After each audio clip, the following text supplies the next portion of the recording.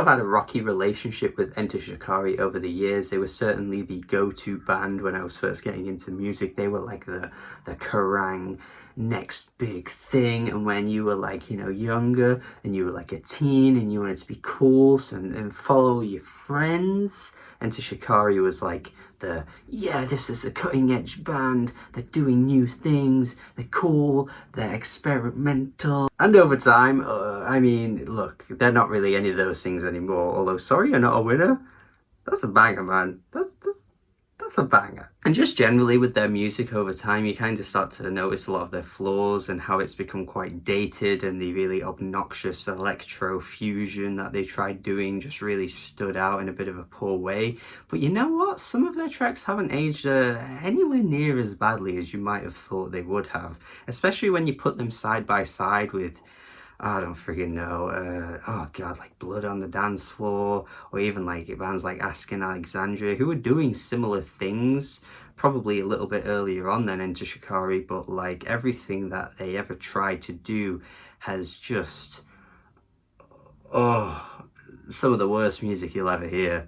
And over time, Enter Shikari have kind of tried to break away from what they used to do. Their last album, The Spark, I remember thinking it was actually alright. There were some good tracks on there, pretty catchy. I quite like the way that they went in a bit more of a pop rock direction. They kind of stripped a lot of the elements back and made it quite a safe album for a band like that. But you know what? I actually think it kind of worked and probably is one of their better albums. So this new album here, I wasn't really looking forward to checking it out because it sort of seemed a bit like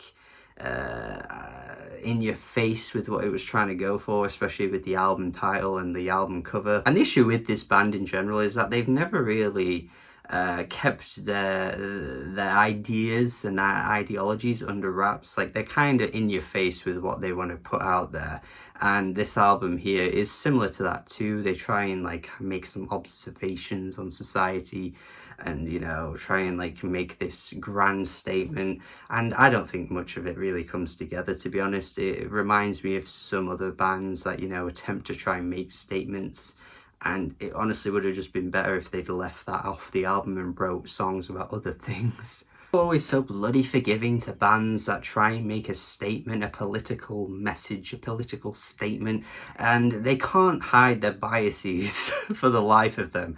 Clearly it's because they, as an individual listener, believes in some of the things that a band puts out there, and because they sort of align with some of them, they'll be like, well, they tried putting out a good message, but a good message is only really what you subjectively believe in. So you're just kind of throwing your own biases onto whatever the band is saying, whether or not they even said it well. And that's the most important thing about putting a message out there. It has to be said well.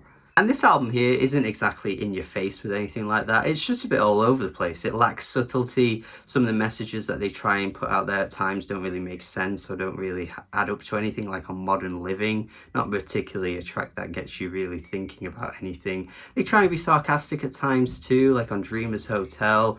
You know, this idea of this perfect place where, you know, everyone wants to go, but, you know, of course, even the perfect place has its issues, because why wouldn't it? People outside arguing and all that kind of stuff.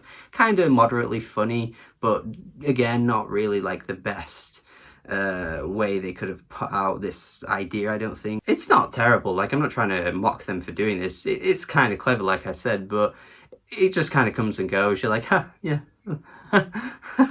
That's pretty good, and then you kind of move on to the next track. And then, of course, because this album has another issue of just flying all over the place with genres, you lose a sense of concentration, and the album sort of like messes with your mind a bit, because you're kind of like flying onto one thing and then something else and something else, and it's just a bit Waltzing Off the Face of the Earth, one of the worst tracks here for sure.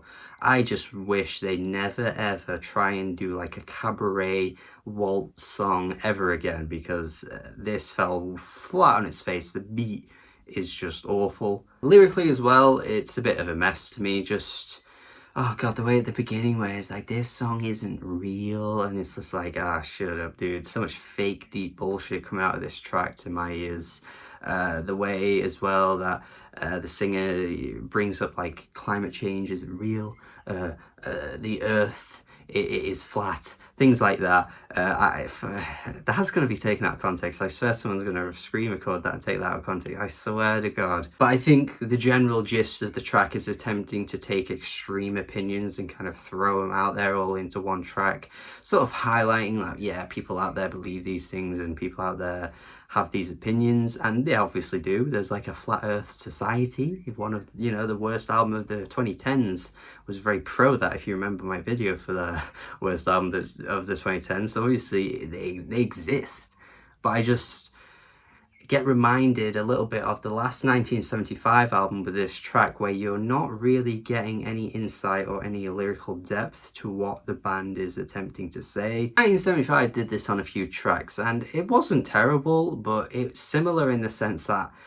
I just don't go to these bands for societal messages and issues that we need to talk about. I just couldn't imagine being a person that goes to musicians or goes to bands for those kinds of things. If you are, fine, but Enter Shikari are like the last band I think I'd ever want to go to for any of this, especially when you get to tracks later on in the album like Satellites and you were reminded that they can write a good tune. Like, this is a good track, really heartfelt chorus as well. I love the way the drums kind of like burst up and the singing, and then the freaking harmonies, and I think it could be love. It just has this real wonderful energy to it that just kind of makes me think, god damn, this band can actually make a really good song when they put their minds to it. But they're too busy going all over the place with the weird production choices.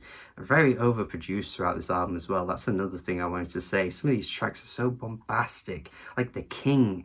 There is no reason for everything just to be so like all over the place. The channeling is a mess. It just attacks your ears. And I think if they were just less obnoxious overall, I think they could honestly put out a great album, because there just are too many moments on here like that just kind of ruin the flow, ruin the feel to the album. It isn't particularly a smooth sailing listen. We've got the Elegy for Extinction track. That's just this modern classical piece for some reason, because why not? Why not? We're random, we're cool, we push boundaries, we're just gonna throw in this random little bit of music for no reason. It's overall a frustrating album. Like, I remember my first listen, I hated it. I was ready to just throw it away and be like, nah, I'm not listening to this again. But a few listens later, I did start to pick up, like I mentioned, Satellites. The first two tracks, I think they're playing to their strengths as well, with the electro rock fusion that I mentioned earlier on in the review. Like, these are fine tracks. They're not great by any means, but I'd certainly take those first two over so much of this album. And of course, Satellites, which I think I would take over everything on the album. But like, yeah, it's just a lack of there's just such a lack of subtlety would be nice sometimes, and I just don't think Enter Shikari are quite there with it. It's certainly a diverse album, but I don't think you're going to get anything lyrically out of this, which I think is what they're attempting to push at times, which I've mentioned throughout. I don't think much of it lands, so yeah, I think I'm going to go 5 out of 10. But you know, it did get better on a few listens, so I started to at least see some things that were worth pointing out. Thank you for watching my review. If you're a fan of this band, I'd love to hear what you say in the comments. If you think I'm being harsh, or if you think it actually is about 5 out of 10, or if you think it's better, whatever, let me know. I'd love to hear. Thank you for watching my review. Have a good day. Subscribe, and goodbye.